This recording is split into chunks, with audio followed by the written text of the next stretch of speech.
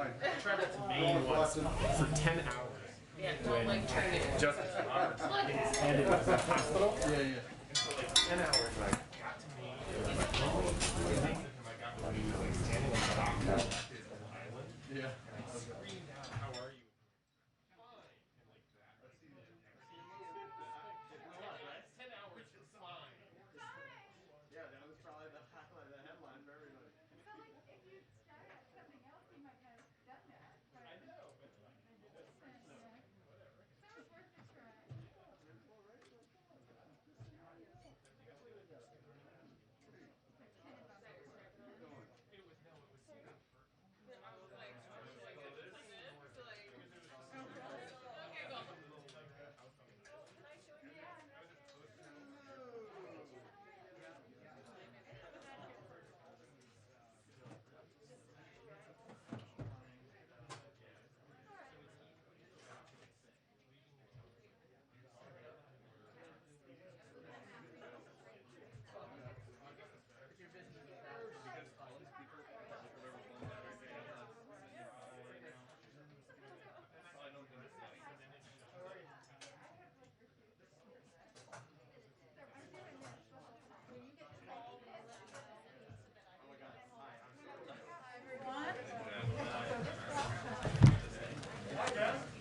Hi. Okay, sorry again for the brief delay. I know you were all interested in what our Secretary of State had to say.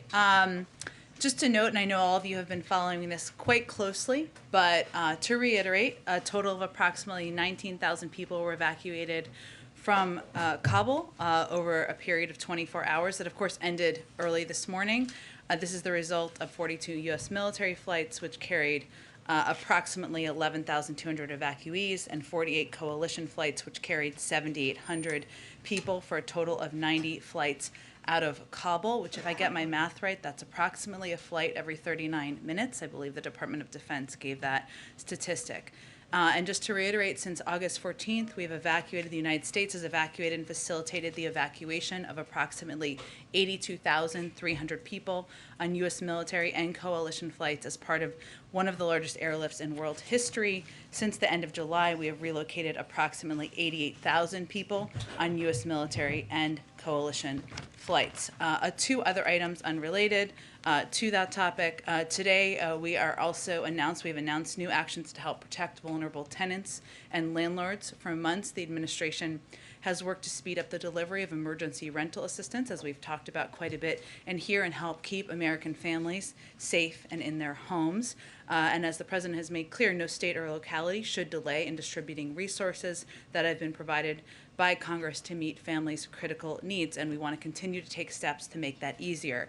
So today, the Treasury Department is strengthening existing guidance and implementing new policies to ensure that state and local grantees can further accelerate the distribution of ERA funds to struggling landlords and renters most at risk of eviction. Specifically, they're providing explicit permission for grantees to use self-attestation without further documentation of their economic circumstances, to give you a specific example, in order to speed the delivery of assistance to households in need during the public health emergency. There are also a number of steps that are being taken by USDA, HUD, the VA, and HHS, including USDA is working with owners of 400,000 rental units in USDA-backed properties to mitigate all evictions. HUD will ensure tenants in public housing first have the opportunity to access emergency rental assistance money before facing eviction, and HUD will extend the eviction notice period from 14 to 30 days during the COVID national emergency period. And the VA will expand rental support to at-risk veterans and their families from just 7 states to now all 50 states and the U.S. territories. So this is just some of the examples of steps we're taking. Amr, go ahead. On Afghanistan, there seems to be a disconnect. Veterans organizations, refugee advocates are saying that Afghans with visas are risking death and facing beatings at the airport. And I hope I'm framing this right, but there's been the sense that I've heard, I think, from you and others in the administration that the Taliban is by and large met its commitment to allow people with the right papers onto the airport.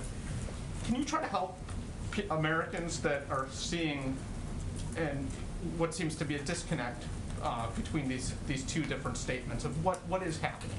Well, first let me say I wouldn't see it as a disconnect, and let me explain to you why. I noted earlier that, or we put out earlier today, that 19,000 people were evacuated. The vast majority in a 24-hour period.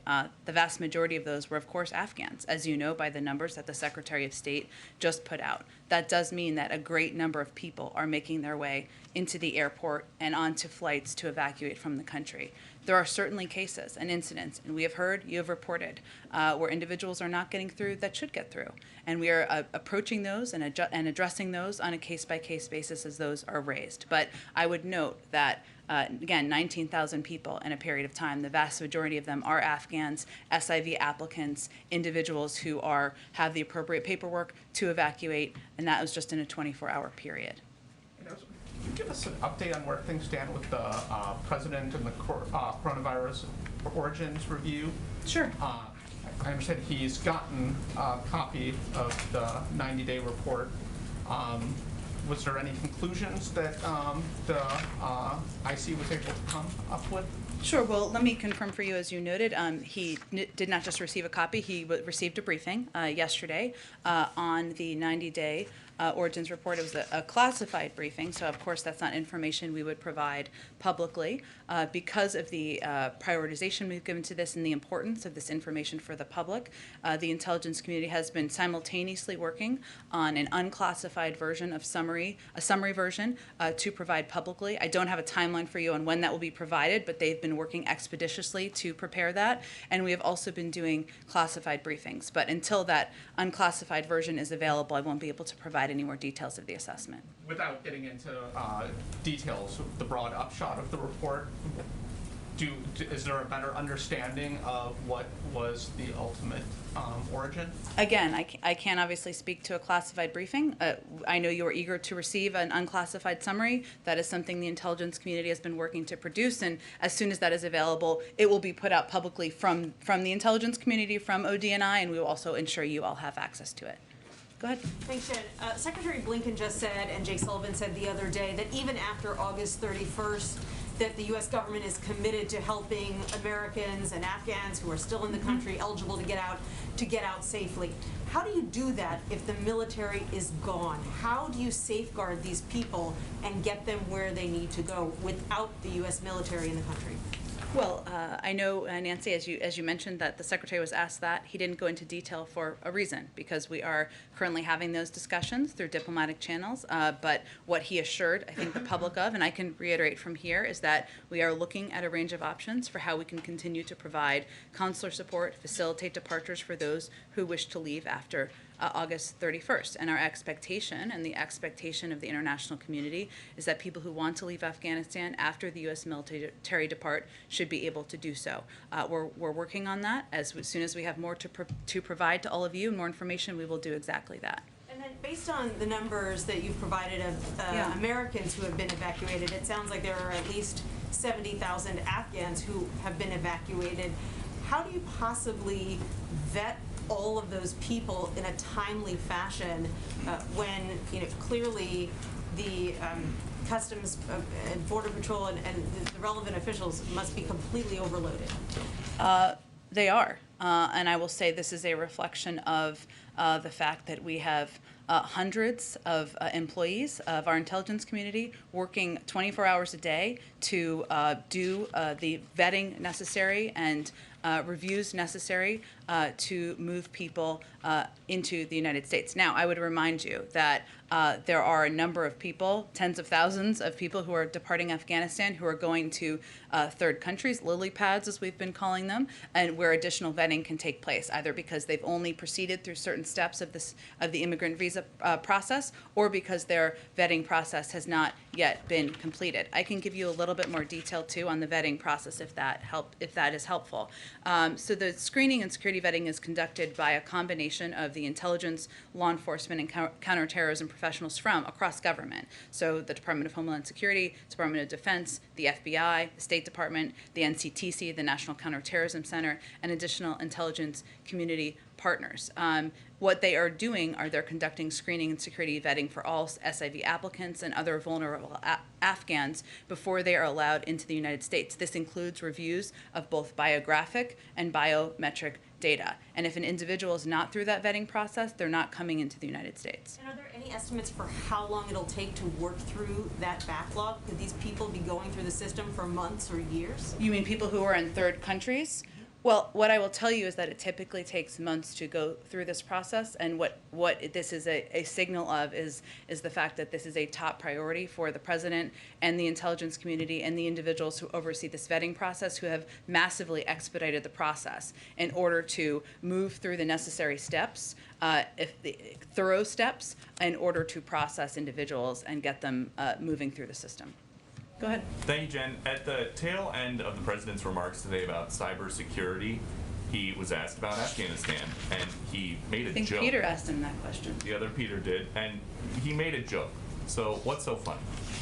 Well, I think the question he was asked, if I remember correctly, was about when he will provide information about a decision on August 31st. I don't want to paraphrase the question if that was an inaccurate description of the question. To a lot of people watching. Of course, it's a very important question. And I think what he conveyed is that he has not, well, what I can convey from here, I should say, is that as he stated yesterday, and as the Secretary of State just stated, we're on track to complete our mission by August 31st. Obviously, there are discussions, and the president received a briefing just this morning. As I noted, he asked yesterday for contingency plans, and he received a briefing on them this morning. These are incredibly serious issues, and there are discussions that are happening internally. And I'd note that in addition to the contingency plans that he requested, he also, I will reiterate, as we stated yesterday, that this is all contingent on us achieving our objectives and the continued coordination with the Taliban. And the president has spoken, I would say, to this issue. Peter, as you know, you've attended a number of these multiple times over the last several days. And he has also highlighted the fact that we are closely watching, closely following the threats from ISIS-K, which he also received a briefing on this morning. And his remarks last night, he gave a lot of time to the domestic agenda. Does he think that the Build Back Better plan is as urgent and as time sensitive as this evacuation of Americans and Afghan friendlies from Kabul? Well, first of all, I think it's important to the American people who care deeply about whether they're going to have jobs, whether they're going to have child care, whether we are going to be able to compete with China and countries around the world, to understand that we have to do multiple things at the same time. That's exactly what any president of the United States has to do. The next one, just as these negotiations about safe passage for Americans and SIV holders continue, why haven't we heard the president say the United States does not negotiate with terrorists? Is that still the U.S. policy? Well, of course it is, Peter, but I would also say that there's a reality that the Taliban is currently controlling large swaths of Afghanistan. That is a reality on the ground. And right now our focus and our priority is getting American citizens evacuated and our Afghan partners evacuated. And I would say, given the numbers that we've outlined and briefed for you, that we've made a great deal of progress in doing exactly that. Okay, go ahead, Justin. Thanks. I had a couple, but actually to kind of follow up on the question that Peter just asked. Sure. You've talked about the coordination with the Taliban and that the president's obviously made this threat of a severe response if they disrupt the effort to get Americans out. But I'm wondering, has the U.S. offered the Taliban anything in terms of cash or supplies to help facilitate this coordination? No, this is not a quid pro quo. We have laid out clearly what our expectations are about moving American citizens and our Afghan partners, allies out of the country, and that's what we are working to deliver on. The Fed has their big meeting in Jackson Hole this week, or a virtual one pegged to that. I'm wondering if the president has spoken to Chairman Powell ahead of that meeting or met with him. No, I don't have any updates or previews or readouts of meetings or engagements with Chairman Powell. Go ahead.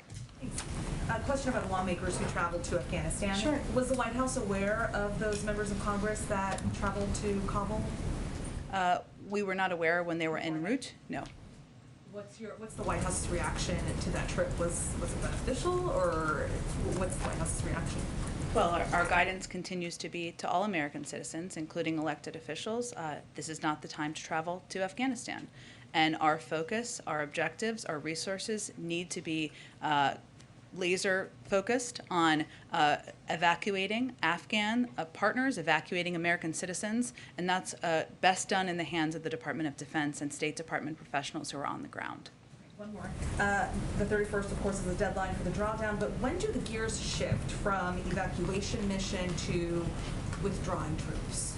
Well, I noted a little bit earlier that the president was briefed this morning on contingency plans and continues to have optionality should he decide to change plans, even as we are on track to complete our mission by August 31st.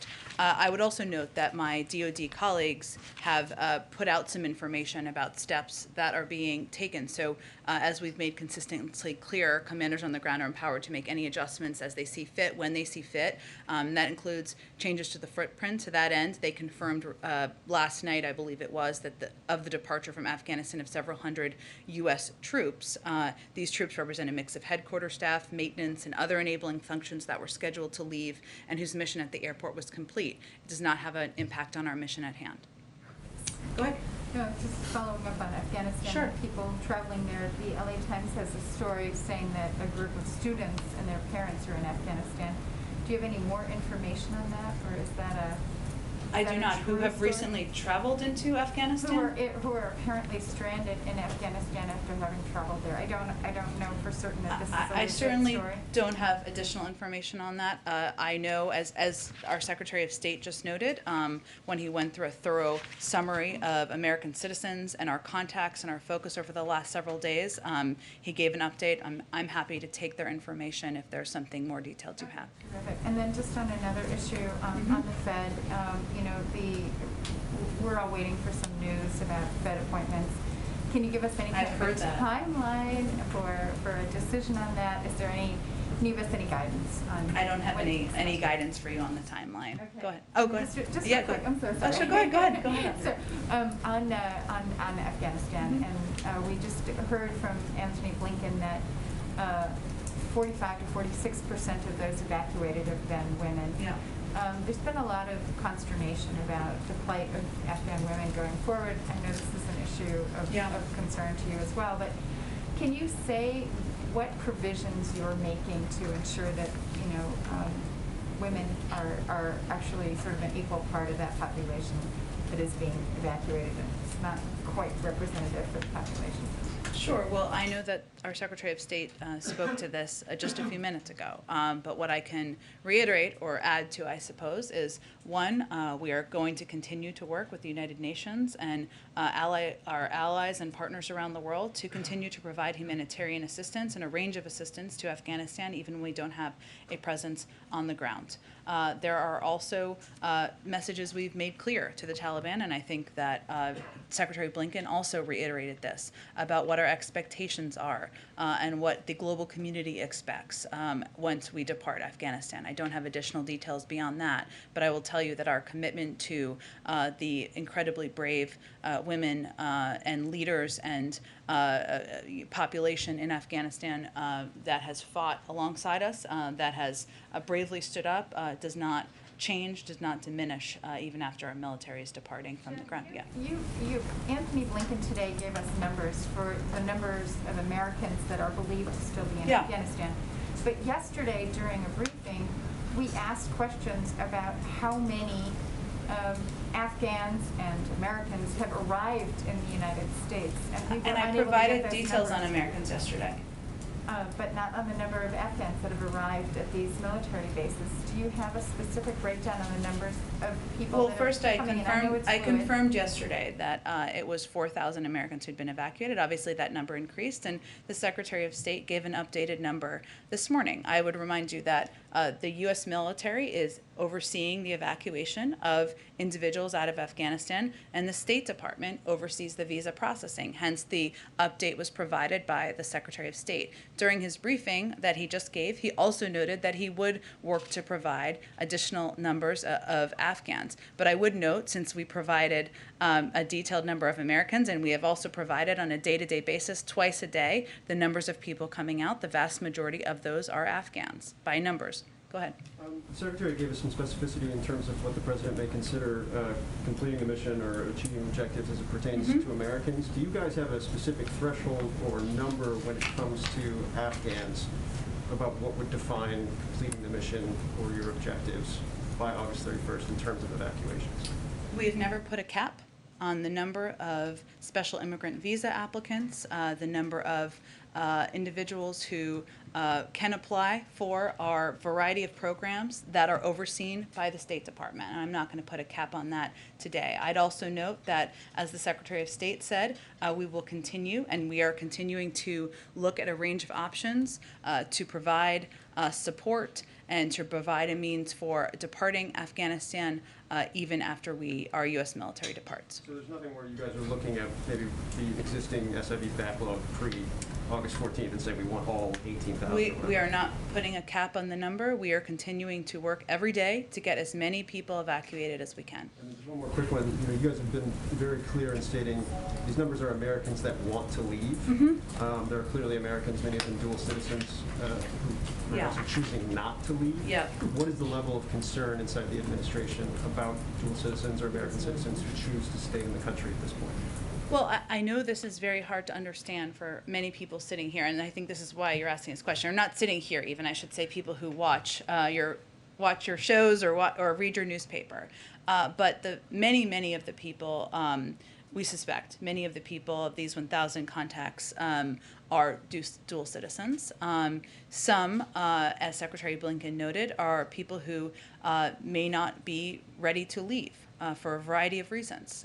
Maybe they have an extended family there. Maybe they've spent their entire lives in Afghanistan and they have not yet made the decision to depart. Maybe they're working on a range of projects they're not ready to leave. I know that is hard for us to understand as we're looking at the images, but for many of these Afghans, this is their home. And yes, they are dual citizens. Yes, it is absolutely our responsibility to make sure we are reaching out to them multiple times. We are providing opportunity. We are finding ways to get them to the airport and evacuate them. But it is also their personal decision on whether they want to depart. Go ahead. Could I just follow up a little bit on some of Nancy's questions about Sure. the refugees? Yeah. So first, you talked about the vetting that's going on outside of the United States, after they leave Iraq. I'm sorry. Oh, not out. Afghanistan. I didn't mean to imply outside of. Well, some of it is happening in Qatar, but some of it is happening here. Okay, but I mean, it's before the people come to the United Yes. States, right? It's Yeah. happening before they arrive. Yes. So a lot of that vetting, some of the pace of that vetting is within your control. You can add more people, you can add more interviewers. And we have done that. But a lot of it is not in your control, right? Like somebody comes to you with no documents. It takes time to figure out where's the actual birth certificate. It takes time to find documents that prove 10 years of residency. It takes time to get the kind of proof that the FBI and some of these agencies Sure. like to use. So, does that all add up to refugee camps in these transit centers across the globe with tens of thousands of Afghans sitting for months, years, whatever? I mean, it doesn't sort of add up to those of us who sort of have seen that process. Back in 2015, when you were in a previous administration, one of the things that you guys argued was that the refugee community in particular was the most vetted community of people entering the United States, and you pointed to the fact that it takes a year or two for the typical refugee to sort of meet that burden. So I guess the question is, how can you possibly not have this, and where are you going to put these people? So, okay, there's a lot of questions wrapped up in there. Let me do the best I can here. No, it's okay. I mean, all good questions.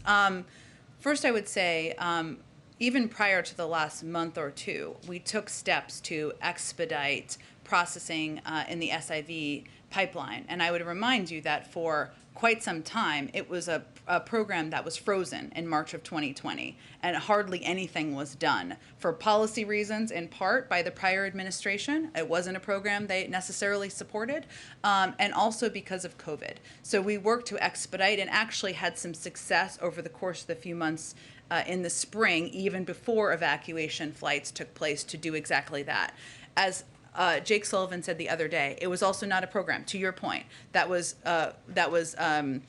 planned for speed because of all of the requirements, because what Americans should also be assured of is that there is no one coming in through any of these programs who has not gone through a background check process and has been vetted. That is our responsibility to the American people and one we will abide by. Hence, we are incredibly grateful to these third countries who are providing a place for a number of many tens of thousands of people to be for this period of time. And we have put a wide range of staff, personnel, and others on the vetting process from a range of agencies to ensure that we can take steps to expedite as quickly as possible. You're right that some of this is dependent on documents and is dependent on information being available. But I will just close with, and then I may have missed some of your questions, but this is incredibly difficult. We're very clear-eyed about that. And these Afghans, many of them who are departing, who are still in process, made the decision, and we made the decision too, that evacuating them because they are vulnerable, because their lives are at risk, and moving them to a third country, even if they are in transition for a period of time, is preferable to their lives being threatened. And one more question here Sure. is that, okay, so assume that the people that are vetted, once they're vetted, Yep. they come to the United States. Yep. Is it the commitment of this administration that all of those people, 100% of the people who have gotten through the vetting screens, obviously there might be some that fail and won't come to the United States, but that all the people that come are going to be granted legal permanent residency and a path to citizenship in the United States? Or is it possible that some of those people will have to apply through other programs and could be deported back to Afghanistan? Well, once individuals arrive in the United States, they will be eligible to apply for asylum or other available immigration pathways, which have as a condition additional screening processes and procedures. So no, we can't guarantee anyone anything. But certainly we are also working with a range of countries around the world to ensure there are safe places for individuals who are fleeing from Afghanistan, have safe places to be. You wouldn't see a situation where you might reject somebody's asylum application and send them back to Afghanistan? I don't anticipate that being the plan. Go ahead. Thanks, Jen. Is the White House aware of any other members of Congress who are planning to make a trip to Afghanistan at this time? I don't have any more information on that, no.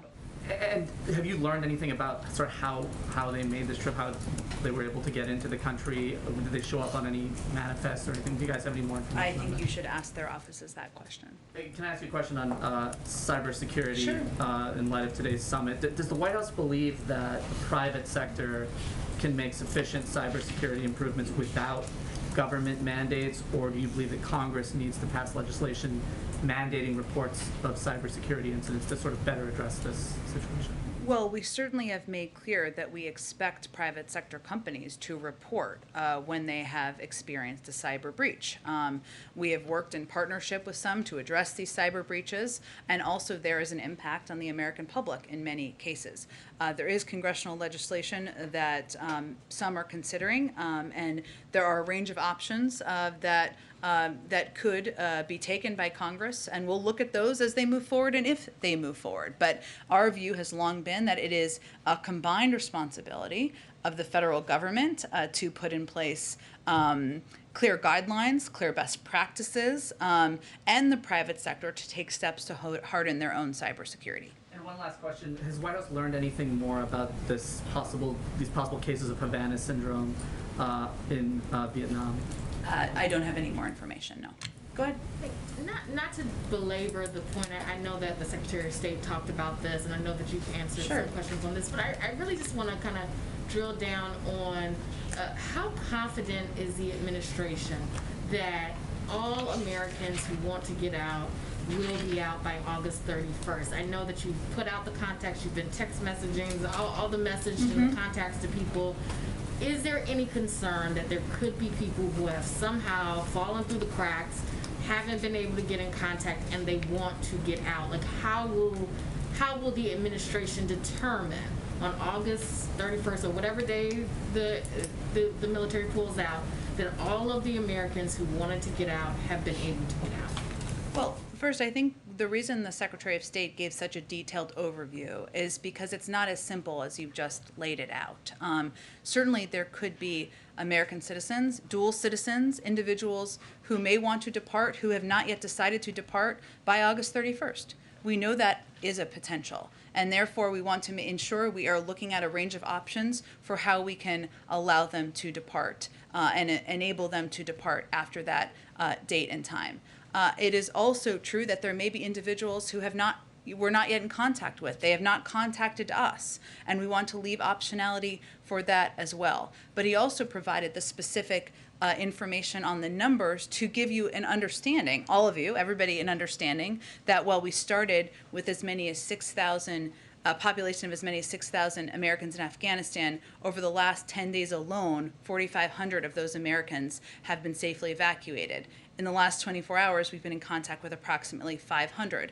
So we're looking at a relatively small population. We all left, right? We also believe that there are individuals in that set of 1,000 who may not want to depart for a range of reasons, as we've also outlined. I would also note that a big factor on the president's mind, and the Secretary of State noted this as well, is the real threat of ISIS-K, which is the reason why, and the president again received a briefing on that, as he does regularly from his national security team. That is why we are concerned about numbers around the airport. That is why we are in direct contact through a range of means with individuals about how and when to come to the airport.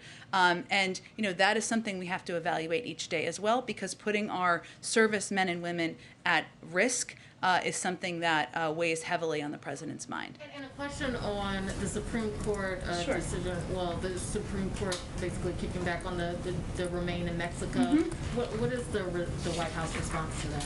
Well, I know the Department of Homeland Security put out a statement on this last evening, so let me reiterate some of those points. We respectfully disagree with the district court's decision, and we regret that the Supreme Court has declined to issue this stay. DHS has appealed the district court's order and will continue to vigorously challenge it.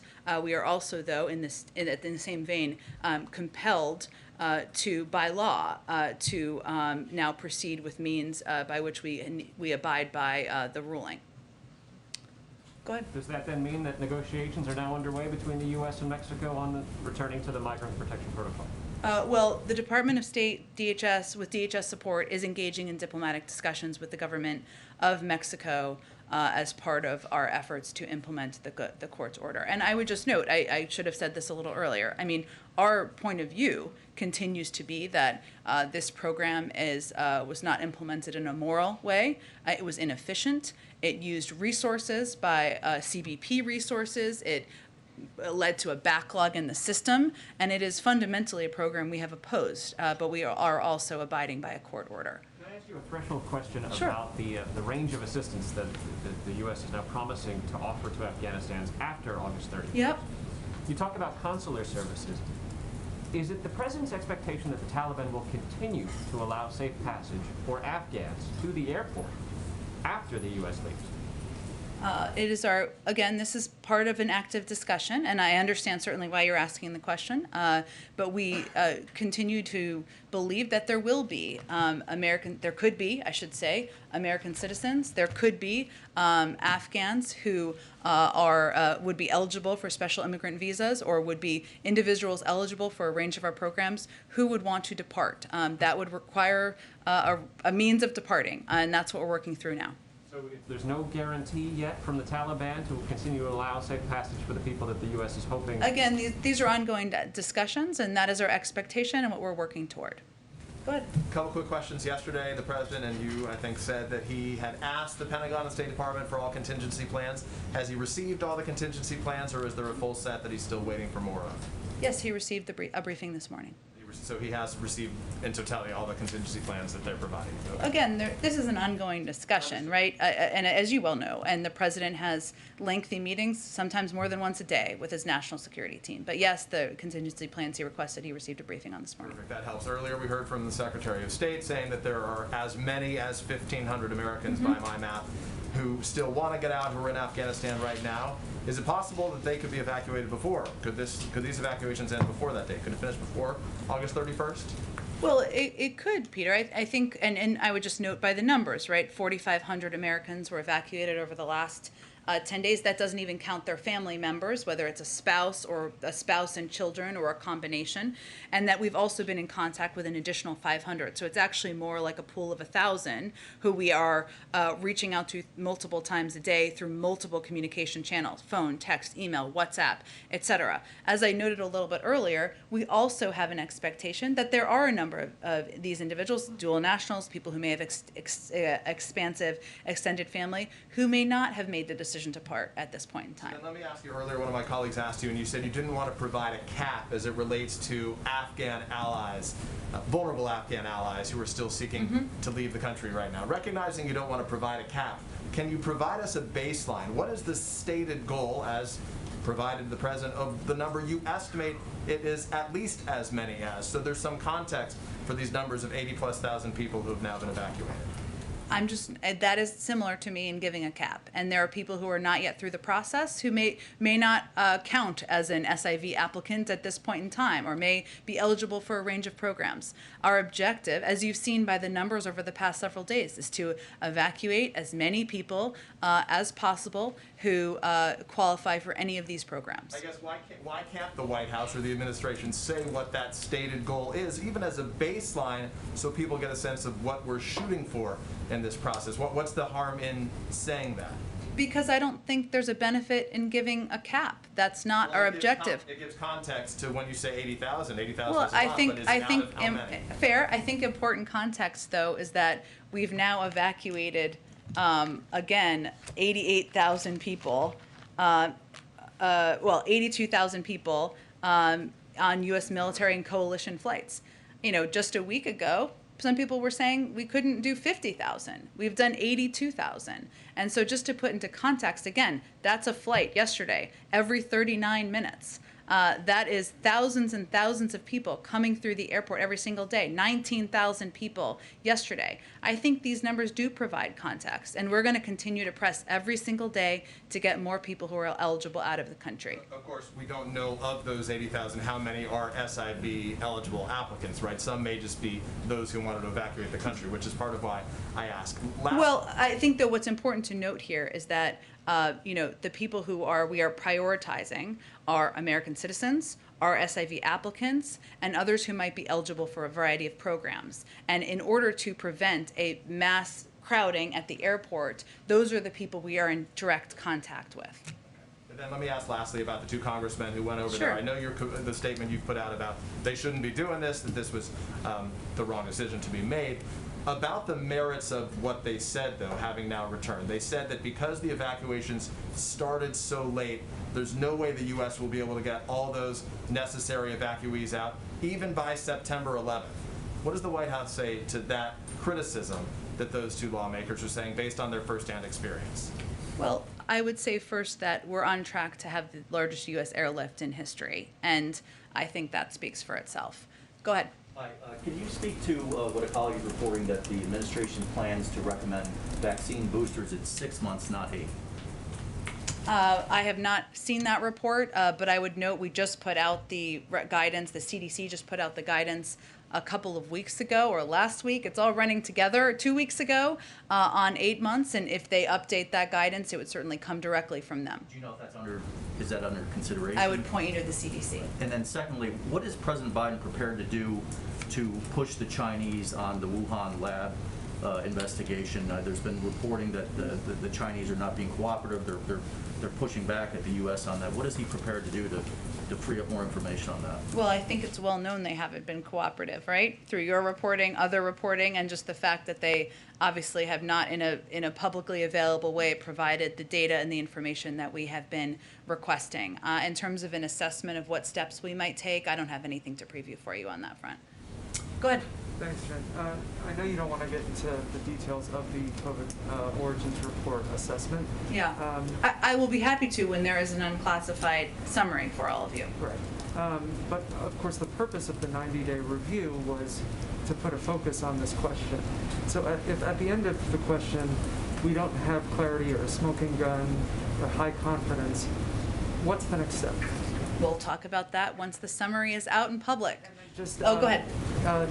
Well, if you can update us on the White House role in responding to the crisis in Haiti. I know USAID and SEVCOM have given us updates, but what has the White House been doing? Yeah, this is something I think, as you know, and you've been following closely, we've been deeply engaged with and involved with under the leadership of our of Samantha Power, who is the director of USAID. In terms of, are you looking for specific assistance and specific what we're getting to the ground? Let me get you updated numbers that we have provided as of today. I think the last information I have is about a day old, but it's an ongoing process. Go ahead.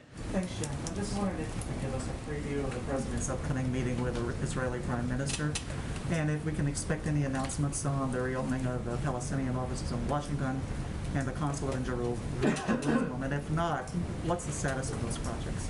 Sure. I know we did a briefing call to provide a preview of that last night, or I believe yesterday at some point in time. I will say that the President's looking forward to welcoming the Prime Minister, who's already in town, as you know, having a variety of meetings today. We expect their conversation to be wide-ranging, to cover a range of topics of mutual interest, everything from COVID-19 and our efforts to address the global pandemic to regional security issues, which could include a range of topics, including security within Israel, as well as Iran and other issues of mutual concern. And I expect we'll have a readout once the meeting concludes of anything coming out of the meeting. Any decisions on these things to be announced, though? We'll have more to say once the meeting concludes. Go ahead. Thanks, Jen. To follow up on my colleague Stephanie's question, she asked about the gear shift that might be taking place over the next couple of days, and you talked about the contingency plans and optionality. Yeah. But can you say today when the last flight will leave in order to get the drawdown done by that deadline? I don't think that's information we're going to be providing publicly at any point in time. How would we know then? I mean, you're giving the updates on Once the data. it's complete, we'll provide that to you. This is it? This is the last update we're going to give on the numbers? Well, again, we are in direct contact with people who are departing and evacuating from Afghanistan, whether they are SIVs, whether they are eligible for other programs, whether they are American citizens. Our objective is to provide, to do that in as safe a manner as possible with rising threats from ISIS-K. Again, DoD will provide operational updates, as they did yesterday, about moving military out, moving equipment out, et cetera. And as we've noted, that would be in advance of the 31st in terms of equipment that would need to move out. But I don't anticipate that we're going to give you an exact date or an exact time for security reasons. And then after it happens, though, you guys have been very good about giving data twice a day on these numbers. Is there going to be one of those updates that will say, and that is it, that's the last evacuation flight? I'm sure we will make clear to all of you when it is the last flight. Absolutely. Go ahead. I think NBC has announced it's doing an interview tomorrow with the Capitol officer who shot Ashley Babbitt. Do you have any concern for his safety, having his name disclosed like that, or any reaction to the announcement? I had not seen that report of NBC's planned interview, so I don't really have an immediate reaction to it. Go ahead. Yes, Jen. What is the reaction of the administration to private contractors now selling seats for thousands of dollars on charter flights out of Kabul?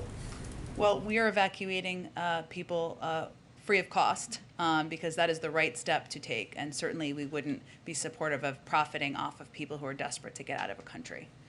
Go ahead. Thank you, Jen. I have a question on Afghanistan and then about a criminal justice matter. Sure. On Afghanistan, one of the real villains of the Taliban takeover has been former Afghan President Ashraf Ghani. President Biden has faulted him for not fostering national unity and not putting up much of a fight against the Taliban. There are reports that he fled the country with millions of dollars in cash, and members of Congress are asking the Biden administration for answers on whether that is indeed true. Does the U.S. government know if Ghani fled to Dubai with millions in cash, and will there be efforts to bring him to justice if so? I don't have any more information on what former president did when he fled the country. So you don't know that answer? I don't have any information. And on criminal justice, you said in response to a Zolan question recently that President Biden is exploring using clemency for nonviolent drug offenders. It's rare for presidents to use clemency the first year in office. Should we expect any grants of clemency this year in 2021? And does that mean that the president is working toward honoring his campaign pledge to free everyone in prison for marijuana? I don't have a timeline for you. I would just stand by what I said in response to Zolan's question about how he's considering clemency for nonviolent drug offenders. Go ahead. Thank you, Jen. Earlier this summer, the president had planned to take some downtime this August, and I was wondering if there was still any vacation time on the books or anything that's coming up that we should be aware of? Not at this time. Go ahead. I wanted to ask a follow-up to something Stephen asked. Sure. Is the expectation that they'll be able to be diplomatic, sort of consular, embassy-style services after the 31st withdrawal for those who may still need it in Afghanistan? And if so, like, how would that work? I certainly understand the question, and it's a good question, and our Secretary of State answered a version of this. This is a discussion we're having right now to ensure that we look ahead to capabilities and capacities to evacuate individuals who want to depart after our military leaves. And then one other one on infrastructure. Is the president satisfied with the House holding off a vote until the end of September? And did the White House, the president, play a role in sort of this agreement between the Speaker's office and the group of Democrats that were threatening to hold up the larger reconciliation bill? Well, I would say first the president sees yesterday and the step forward yesterday as an enormous step forward for not only the legislation, but for the American people, because the pieces of legislation that move forward include an extension of the child tax credit, more housing assistance, a great deal of funding and support for addressing the climate crisis, and a great deal of tax credits for the American people and components that will lower costs for people across the country. He supports the process that Speaker Pelosi has laid out. Obviously, there's a lot on the agenda, and yesterday was a positive step forward in his view. Go ahead. Thank you, Jen.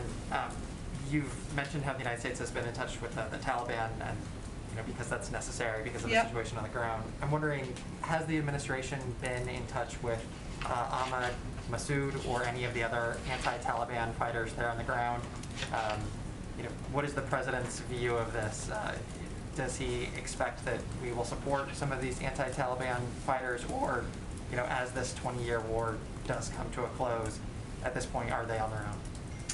It's a great question. I'll have to talk to our team on the ground to see if there's any more specifics we can provide. And then I know you don't want to get ahead of the declassified report of the COVID origin, but is there any scenario where President Biden would be satisfied with an inconclusive result about the origin of the pandemic that killed so many Americans? I can assure you the president wants to get to the bottom of the root causes of COVID-19 that has, as you noted, has killed hundreds of thousands of Americans, and wishes that there had been more done earlier on to get to the bottom of it and to, of course, save more lives. Go ahead. Jen, I just wanted to follow up on Steve's question about the sort of for-profit effort. Yeah.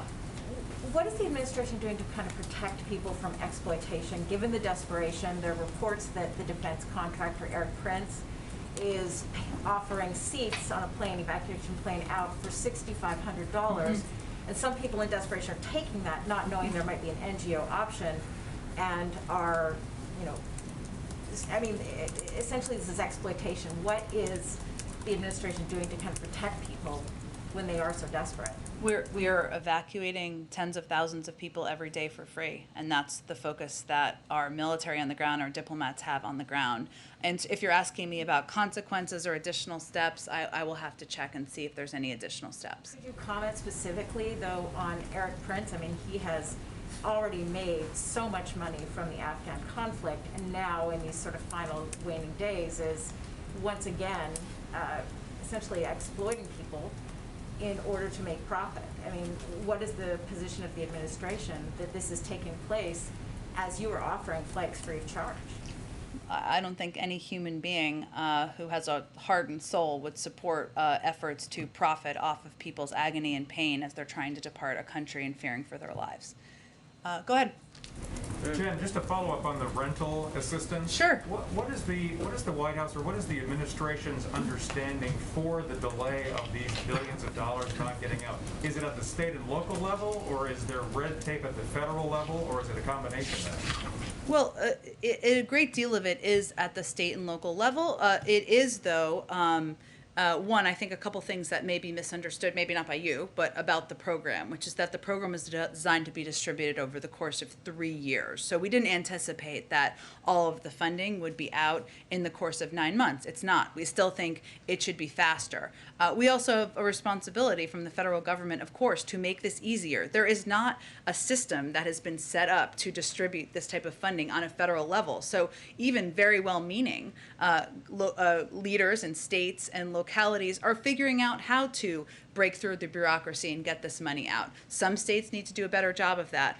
I will note that in the data that was released today, there are some interesting statistics, and this just shows you state to state where the differences are, right? So in Kentucky, the program has shown consistent growth, most recently assisting 65% more households in July than in June. That's a dramatic improvement, of course, in that state. And program administrators attribute the recent growth to Treasury guidance that allows for self-attestation for the application process. So we're going to continue to try to cut red tape from here, too, if it makes it easier for states. Texas attributes their leveling off to having fully addressed existing application backlogs. They've done a very good job at getting this money out to people who need it. And North Carolina, which was a state slower to distribute assistance in prior months, saw notable increases this month as the investments they made in developing the program's infrastructure paid off. So point is, it's really different state to state. Certainly, as we've said, states and localities should not hesitate, should not delay in getting this money out, because this is how we can keep people in their homes, but we're also going to work from a federal level to cut red tape wherever we can. Go ahead. Going to be the one out of left field today, but okay. The vice president is going to be campaigning for Governor Newsom on her way back from Asia. Previously, President Biden expressed at least an interest in campaigning for him. Yeah. You know, with everything going on, I'm wondering if that's still on the table. And secondly, whether you all feel any sense that this recall is in some ways a referendum on Democratic policies, including handling of coronavirus amid this Delta surge. Well, I would say first I can confirm the president does still plan to go and campaign for Governor Newsom in California. I don't have a date for you at this point in time, but that is still certainly his plan, and I will leave the analysis on the roots of the recall to others. Go ahead. Go ahead, Shelby. Thanks. I have one question and then a quick clarification on something. Okay. So first, Blinken was really specific in giving numbers for Americans that actively want to get out of Afghanistan. Has the State Department made direct contact and confirmed with all American citizens that they want to stay, that they might want to stay in Afghanistan, or is the assumption that if they haven't contacted the embassy or the State Department that they must not want to leave? Well, I would say first we've sent out, as Secretary Blinken noted, 19 messages to American citizens over the course of the last few months. We've also done a great deal of outreach and advertising, providing information for anyone who wants to leave, including the offering of financial assistance in recent weeks for people who want to leave Afghanistan. But what I also would note, and this is an important caveat, it is possible there could be Americans who have not yet contacted us who we don't know about. And that's why we want to leave optionality, because of our responsibility to help these Americans depart. And then this is sort of my clarification. So earlier you said that the administration is looking at a range of options to get Americans out after the 31st, and then I believe you said that the president did receive the contingencies he had asked for. So I would put those in two different categories, because the contingency plans he requested would be should for optionality to stay longer than the 31st. That was something he asked for. I'm talking about beyond when the military leaves, for the option of allowing Americans to depart, or others who are eligible for programs. So is there currently a set contingency specifically for Americans left in the country after August 31st, or is that still being worked out? Okay, so I want to make sure I'm not confusing anyone. So the contingency plans the president requested was to have maximum optionality, given there are a range of factors, including the threat of ISIS-K, which is very much on his mind, and a threat to our U.S. men and women who are serving, including the need for the Taliban to continue to coordinate. That is about staying longer than the 31st. Those are the contingency plans. I also spoke to, and Secretary Blinken also spoke to, the fact that we are also looking for options post the departure of our military presence to allow for Americans and others who are eligible for programs to evacuate. That is something we're working through and having discussions about, and as we have more to update, we will provide that to you. But I would look at them as two separate things. Go ahead. Yeah, Jen, just one on coronavirus. Thanks. Sure. The EU, is voting tomorrow to reimpose sanctions on incoming U.S. citizens. Is the president in contact with his contemporaries about that decision? And what does this mean for our own timeline for lifting travel restrictions on Imposing sanctions? I'm sorry, imposing coronavirus travel I was like, restrictions. that's concerning. Okay. 400 cases per 100,000 over their threshold for foreign travel. I would say we are in touch through working groups and through a range of channels at the diplomatic level and through our health team with Europeans and others about travel restrictions. We have no updates on the timeline? I don't have any updates on the timeline, no. Okay, thanks everyone. Have a great day.